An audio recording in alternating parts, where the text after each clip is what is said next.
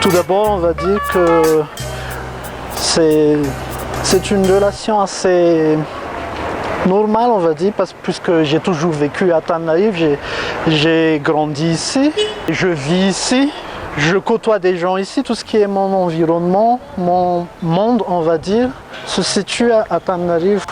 C'est la capitale de Madagascar aussi, et comme tout le monde, je veux dire, j'ai un certain attachement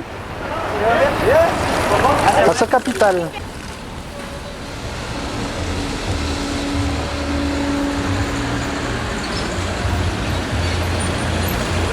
Mais j'ai une fierté parce que Tananarive, ce n'est pas que maintenant, c'est aussi hier, avant-hier. On a une belle histoire avec des péripéties, des victoires, mais aussi des défaites. Mais à Tananarive, c'est pas juste le passé aussi, c'est aussi le futur. Et on veut, en tant qu'écrivain, je veux un avenir, une vision pour ma ville, pour notre capitale.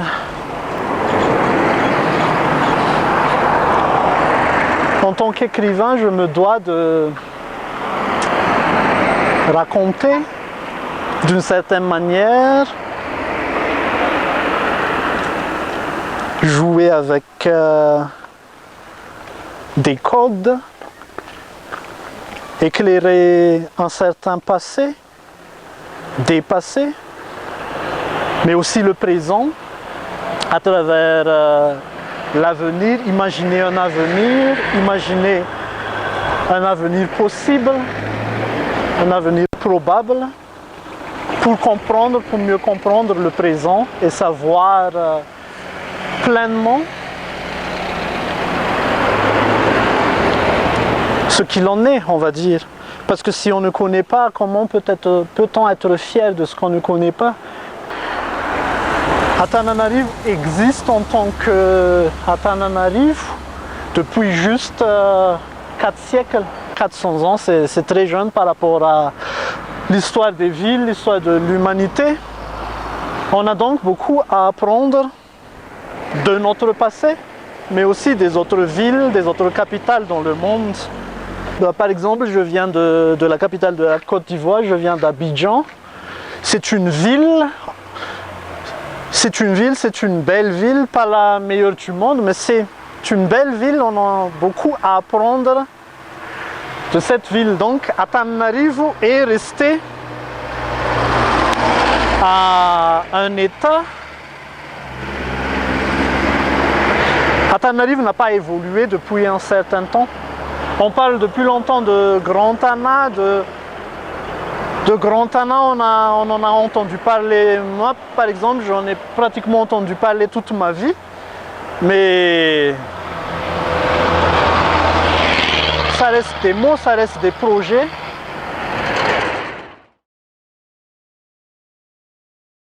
Les faits historiques que je cite dans mon livre, dans mon roman Lismi Anzuri, tout est véridique, tout est vérifiable, on peut aisément vérifier. Tout ce qui concerne l'histoire, tout est véridique. La vision, je ne vais pas dire que c'est juste ma vision. Je ne vais pas aussi m'avancer à dire que c'est une vision, bien la vision. Mais tout d'abord, sans vision, il n'y a rien. On peut pas concevoir Tananarive sans vision, sans connaître et comprendre et ressentir l'âme d'Tananarive, on va dire, son histoire, les battements de son cœur. Ses mers aussi, Tananarive, comme toute ville, a une âme à part entière.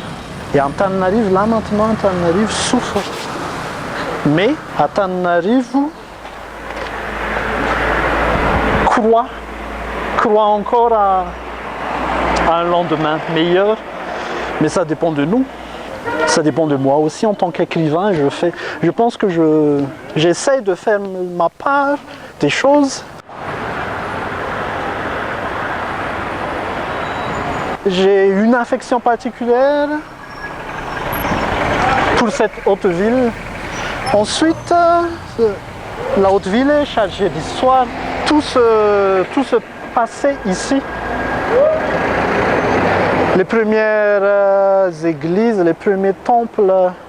Donc j'ai opté, j'ai décidé de commencer l'histoire ici parce que c'était comme une évidence.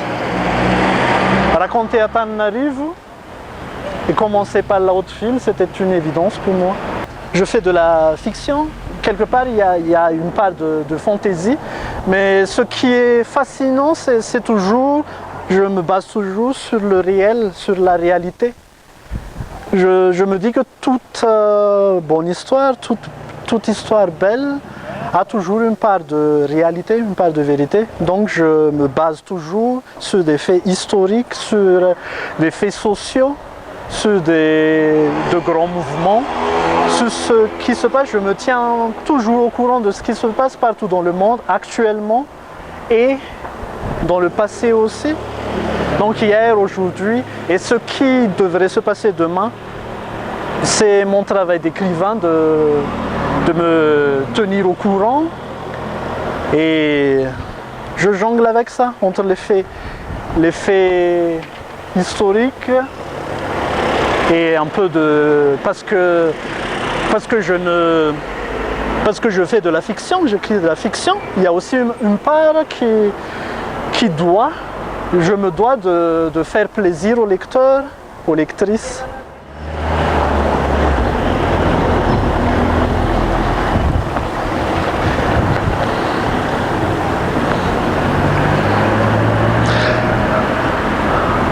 Ce qui est fascinant aussi avec la haute ville, c'est qu'il y a beaucoup l'histoire, le christianisme, le rapport avec le christianisme. J'ai pas compté, mais il y a beaucoup d'églises, il y a beaucoup de temples. Si, j'ai compté, mais je vous laisse le loisir de compter.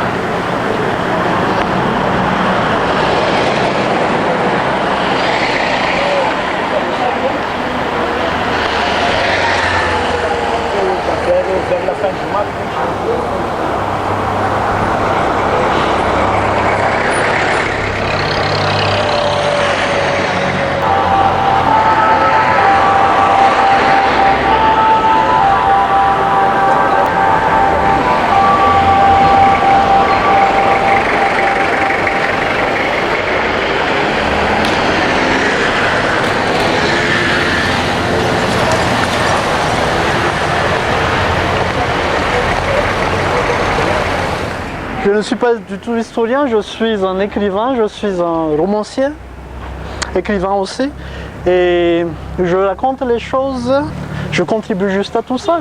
Le lecteur, la lectrice, ils peuvent apprendre des trucs sur notre histoire, pourquoi pas. Ensuite, ils vont aller loin, ils vont chercher des livres. Si éventuellement, ils peuvent se reconnaître dans ce que j'écris, dans cette certaine vision que je suggère, c'est une bonne chose de fait, je pense. Mais c'est pas mon but premier, sinon j'aurais écrit, je sais pas, j'aurais écrit un essai ou bien un pamphlet ou bien un manifeste. Mais je ne l'ai pas fait, j'ai écrit une fiction avec tout ce qui va avec, mais il y a aussi des idées dedans, il y a des idées, il y a des visions, il y a des perspectives. Comme on dit Arapasu, Arapatsara, si ça touche le cœur des gens,